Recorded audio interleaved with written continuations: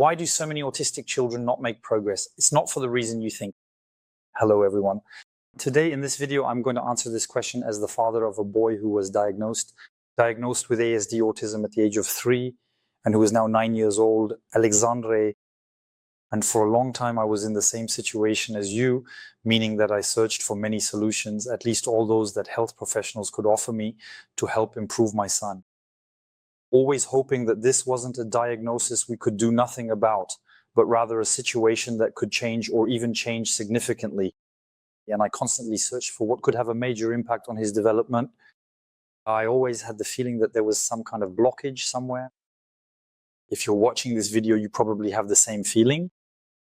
And if I may, I'd like to set the context again. Today, the diagnosis of ASD, autism spectrum disorder, is given to a great many children, including some who are not necessarily autistic, but who show autistic symptoms.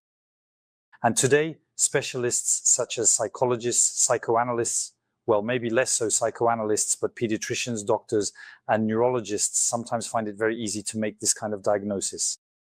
You've probably been told to do ABA therapy, to be more involved, to provide more stimulation, to have your child do more exercises, more intensive training with a specialized educator, or perhaps with a professional speech therapist, and that is probably very true.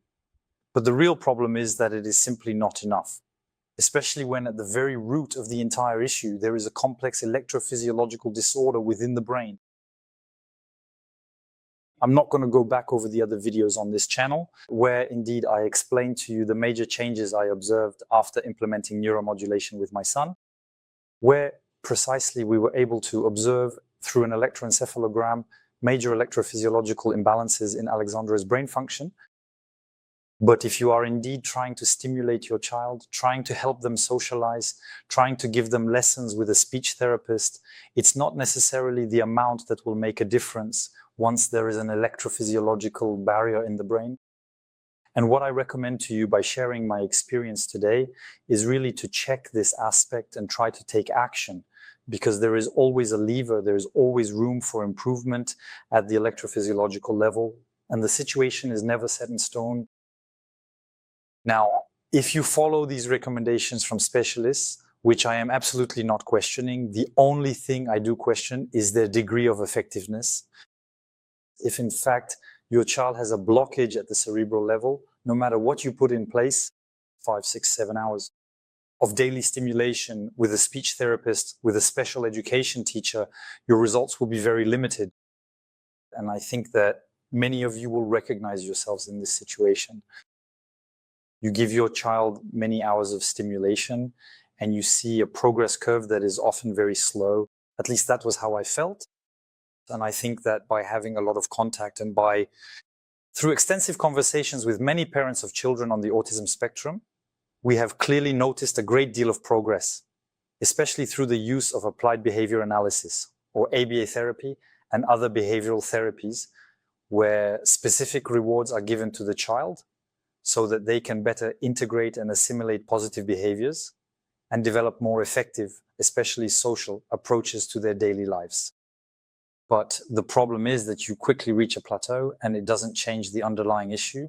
If your child has stereotypies, if your child has behavioral problems, an inability to concentrate, of course it will have an impact, but it will be very minor. In my case, it was about a 10 to 15% improvement at most. I had a psychologist at home who came and worked full-time with my son, who went to school with him. The progress was minor. The people who sell, and there are many conflicts of interest, I don't know. The people in these videos who sell you this kind of service always tell you to take more and more, but the results don't follow, or at least they didn't in my case. Where I really saw a big change was when I started focusing on my son's electrophysiology, and that's where I found not a cure, because I've only been doing 3 months of stimulation, of neuromodulation, but major changes. And for the first time in 7 years, of therapeutic wandering, where I tried everything I could. I did ABA, I met with psychoanalysts, pediatricians in different countries. I read as much literature and as many books as I could. And I always believed in plasticity, in the brain's ability to change. This is the first time I see my child making progress. The hypersensitivity disappeared after just 1 week. auditory, tactile, the stereotypes was greatly reduced within 2 to 3 months. And I have a child who, from a behavioral point of view, is not neurotypical, but whose behavior is now very close to that of a neurotypical child. I've made some charts for you, in fact, where you can see a bit about the main parameters, namely regulation, stereotypes, engagement, communication, and the quality of eye contact, which is very important. And it is for these reasons that most children considered to be autistic often face significant challenges with maintaining eye contact, developing language, social engagement, sustaining concentration, and their overall cognitive speed when it comes to solving various problems.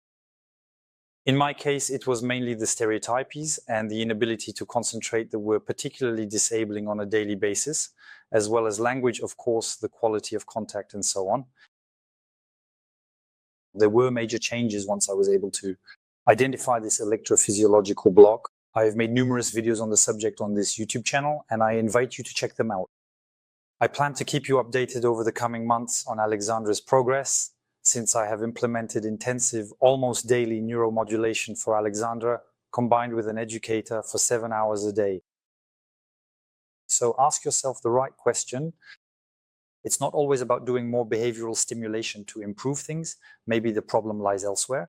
And I encourage you to focus on this because the figures provided by the scientific literature, which I have also included in the description of this video, are particularly compelling.